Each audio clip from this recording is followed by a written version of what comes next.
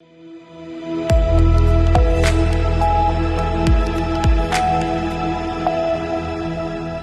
के बाद रुक करेंगे राजस्थान बुलेटिन की ओर, जिसमें बात करेंगे जोधपुर की, जहां राजस्थान क्रिकेट एसोसिएशन में चल रहा विवाद थमने का नाम नहीं ले रहा। आगे बात होगी कोटा की, जहां सुधा अस्पताल ब्लड बैंक में विशाल रक्तदान शिविर आयोजित किया गया। ऐसी तमाम खबरों पर विस्तार से करेंगे चर्चा।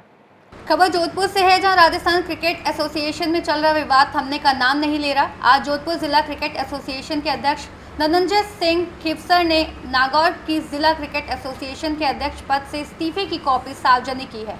धनंजय सिंह खीवसर ने कहा कि एडहॉक कमेटी के कन्वीनर जयदीप बिहानी बेवजह आरोप लगा रहे हैं। पिछले 2 महीने से उन्होंने RCA एडहॉक कमेटी की भी एक भी मीटिंग नहीं बुलाई। पिछले 2 महीने से विभिन्न जिला क्रिकेट एसोसिएशन व संबंधित पदाधिकारियों को नोटिस दिए जा रहे हैं, उन पर दबाव डालने का प्रयास किया जा रहा है। उन्होंने कहा कि 28 मार्च को नागीर DCA के अध्यक्ष पद से इस्तीफा दिया था। इस्तीफे की 3 कॉपी थी। एक कॉपी सचिव राजेंद्र सिंह नांदू को दी गई थी, लेकिन नांदू ने लेने से मना कर दिया। दूसरी कॉपी जिला खेल अधिकारी और तीसरी कॉपी सहकारी समिति नागौर के उप रजिस्ट्रार को दी गई।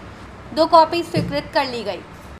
हमारी सहमति के बिना, हमारे से पूछे बिना जो भी नोटिस निकाले गए हैं, अलग अलग जिला क्रिकेट संघों को दलाया धमकाया जा रहे हैं, अलग अलग पद अधिकारियों को नोटिस दिए जा रहे हैं, उसमें एडहॉक कमेटी की सहमति बिल्कुल नहीं थी। हमको कोई भी जानकारी नहीं थी। वो तो सर आपको उनसे ही पूछना चाहिए वो क्या कर रहे हैं। वो नियम, वो मतलब कि नियम की क्यों ज्यों उड़ा रहे हैं, वो आपको उनसे पूछना चाहिए। उनको स्पोर्ट्स एक्ट की जानकारी नहीं है, उनको RCA के कॉन्स्टिट्यूशन की जानकारी नहीं है। हम तो पूरा देख के आए, पढ़ के आए। जो भी हो रहा है बिल्कुल गलत तरीके से हो रहा है। मैं नहीं कह रहा हूँ, मेरे साथ 3 और एडहॉक कमेटी के सदस्य भी कह रहे हैं कि जो भी हो रहा है बहुत गलत हो रहा है। और हम तो यही चाहेंगे कि खेल आगे बढ़े, क्रिकेट में किसी भी तरीके का राजनीतिकरण नहीं हो। खेल को खेल के दायरे से ही देखना चाहिए, क्रिकेट आगे बढ़े। हम सबके यही मंशा है। आपकी विचारधारा के मुख्यमंत्री है, सरकार है, सरकार ने नियुक्त किया है, तो उनसे आपकी बात नहीं हो रही? साहब ये व्यवस्था खराब हो रही है, खेल में राजनीति हो रही है, राजनीति में खेल हो रहा है। जैसे कि मैंने आपको बताया, मैंने मुख्यमंत्री साहब और हमारे माननीय खेल मंत्री साहब की ID पे, मेल ID पे मैंने अभी मेल किया है। और मैंने जो भी हमारी जो समस्याएं हैं, जो भी अनियमितताएं हो रही है, जो भी नियम की धज्जियां उड़ाई जा रही है, वो मैंने पूरा डिटेल में लिख के भेजा है। रिस्पॉन्स अब आजकल में आने की संभावना है। रिस्पॉन्स अवश्य आएगा, अवश्य। मैं पूरा प्रयास करूंगा कि मैं समय भी लूं और हम सब चारों एडहॉक कमेटी के सदस्य वहां जाके हमारी बात रखें। और मैं आपसे ये पूछना चाहता हूँ, हम क्या गलत कर रहे हैं? स्पोर्ट्स एक्ट का उल्लंघन हो रहा है, RCA के कॉन्स्टिट्यूशन का उल्लंघन हो रहा है। एडहॉक कमेटी को कन्वीनर साहब ने मजाक बन के रखा है। अब मैं आपको बताता हूँ, मेरे को कहा गया है कि 6 बजे तक आपको नोटिस का जवाब देना है। मैंने अभी 1 घंटे पहले सोशल मीडिया पे पोस्ट करी थी GR का रिसीविंग लेटर, खेल अधिकारी का रिसीविंग लेटर। और मैंने साहब ये लिखा था कि जब बियानी जी को मेरे को नोटिस देने का अधिकार नहीं है, जब वो नियम तोड़ रहे, तो मैं जवाब क्यों दूंगा? और मैं आपको ये भी बताना चाहता हूँ कि 6:30-7 बजे तक वो मेरे खिलाफ मेरे को डिस्क्वालीफाई करने का नोटिस निकालेंगे अभी। लेकिन मैं ये पूछना चाहता हूँ कि बियानी जी के पास कहाँ से अधिकार है? फिर मैं स्पष्ट करना चाहता हूँ, सिर्फ स्पोर्ट्स काउंसिल और सहकारिता विभाग के पास किसी भी इलेक्शन, किसी भी जिला क्रिकेट संघ की जांच या किसी की व्यक्तिगत जांच करने का सिर्फ इन 2 अथॉरिटीज को पावर है।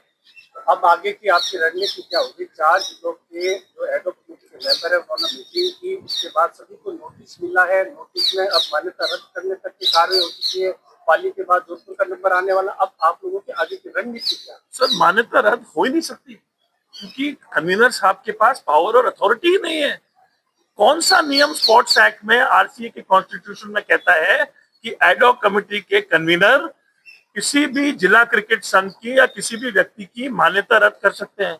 अब ये तो एक तरीके से अजाकी हो चुका है। मैं मेरे पर्सनल इंटरनेट में जो मनमर्जी है लिख दूं, आप उसको स्वीकार थोड़ी करेंगे। अब हमको कोर्ट में जाने की आवश्यकता ही नहीं, क्योंकि ये बिल्कुल इलीगल है। मतलब कि मैंने 11-12 उनके सर्कुलर देखे, फोटो से देखिए, मुझे तो देख के हंसी आ गई। ये किस आधार पे लिखे हैं, किस आधार पे लिखे हैं?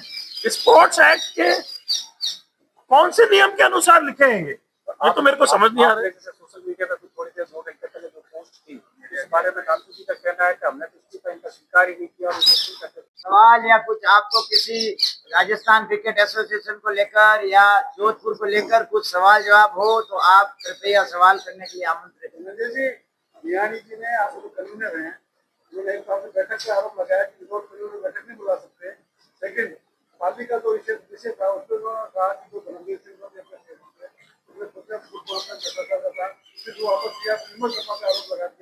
जोधपुर से सी न्यूज संवाददाता आनंद शर्मा की रिपोर्ट। खबर कोटा से है, जहां युवा कांग्रेस कोटा के शहर जिला अध्यक्ष मोइजुद्दीन गुड्डू के नेतृत्व में तिलवंडी स्थित सुधा अस्पताल ब्लड बैंक में विशाल रक्तदान शिविर आयोजित किया गया, जिसमें MBS अस्पताल ब्लड बैंक को शामिल किया गया। रक्तदान शिविर में 105 यूनिट रक्त एकत्रित किया गया। शिविर में युवाओं ने बढ़ चढ़कर हिस्सा लिया, जिसमें कांग्रेसी नेताओं ने तथा जनप्रतिनिधियों ने भी पहुंचकर रक्तदाताओं का उत्साहवर्धन किया।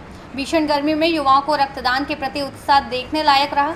पूर्व प्रधानमंत्री राजीव गांधी की पुण्यतिथि के साथ ही पहलगाम में हुए आतंकी हमले में शहीद हुए भारतीयों व भारतीय सेना के जवानों को श्रद्धांजलि अर्पित कर याद किया गया। वहीं आतंकवाद के खिलाफ एकजुट भारत मुहिम एंटी टेररिज्म डे के रूप में मनाया। आज पूर्व प्रधानमंत्री स्वर्गीय राजीव गांधी जी, जो हमारे भारत के लिए एक आधुनिक भारत के निर्माता के नाम से जाने जाते हैं, जिन्होंने युवाओं को कई सौगातें दी, ऐसे महापुरुष की पुण्यतिथि के उपलक्ष्य में राजस्थान युवा कांग्रेस के निर्देश में कोटा शहर यूथ कांग्रेस ने रक्तदान शिविर का आयोजन किया है। ये रक्तदान शिविर आज सुधा ब्लड बैंक में हो रहा है। यहाँ पर MBS ब्लड बैंक भी रक्त एकत्रित कर रहा है और सुधा ब्लड बैंक भी ले रहा है। कोटा शहर के युवा और रक्तदाता बड़ी दिलचस्पी के साथ और बड़े उत्साह के साथ यहाँ रक्तदान कर रहे हैं। हमारा रक्तदान का उद्देश्य है कि जब भी किसी गरीब व्यक्ति को ज़रूरत पड़ेगी, ये रक्त उनके काम आएगा। इसी उद्देश्य के तहत ये 2 ब्लड बैंक हमने एक सरकारी और एक प्राइवेट रखा है, ताकि जब जहाँ जिसको जैसी ज़रूरत पड़े उसको उपलब्ध कराया जा सके। और यही हम आपके माध्यम से कहना चाहते हैं कि रक्तदान से बड़ा कोई दान नहीं है। इसमें सभी युवाओं को आगे आना चाहिए, ताकि आपका रक्त कई लोगों की ज़िंदगियाँ बचाने के काम आ सके। यही संदेश हम देना चाहते हैं। और रक्त के माध्यम से हम जो देश में भी एक हमला हुआ पहलगाम में, उसमें जो शहीद हुए हैं उनकी स्मृति में भी हम रक्तदान से उनको श्रद्धांजलि पेश करते हैं। यही मेरा संदेश है। मोइजुद्दीन गुड्डू, शहर अध्यक्ष यूथ कांग्रेस। कोटा से सी न्यूज संवाददाता सुरेश कुमार पटेरिया की रिपोर्ट। खबर कोटा से है, जहां जिले के कनवास में 18 मई को दिन दहाड़े कुर्सी हटाने के विवाद में एक युवक की चाकुओं से गोदकर निर्मम हत्या करने के मामले में पुलिस ने गंभीरता से एक्शन लिया है और एक्शन का असर दिखा कि अपराधियों में डर का माहौल भी नजर आया, जिसका परिणाम है कि कोटा ग्रामीण SP सुजीत शंकर और एडिशनल SP राम कल्याण मीना के निर्देशन में DSP अभय कुमार के नेतृत्व में कनवास पुलिस के द्वारा आरोपियों की नगर में परेड कराई गई है। और परेड के दौरान साफ दिखा कि आरोपी अतीक और दीपक के चेहरों पर अपराध को करने के बाद जो डर का माहौल दिखा, वह चेहरों पर साफ नजर आ रहा है। कोटा से सी न्यूज संवाददाता सुरेश कुमार पटेरिया की रिपोर्ट। राजस्थान बुलेटिन में बस इतना ही। देश दुनिया की बाकी खबरों को जानने के लिए आप देखते रहिए सी न्यूज भारत।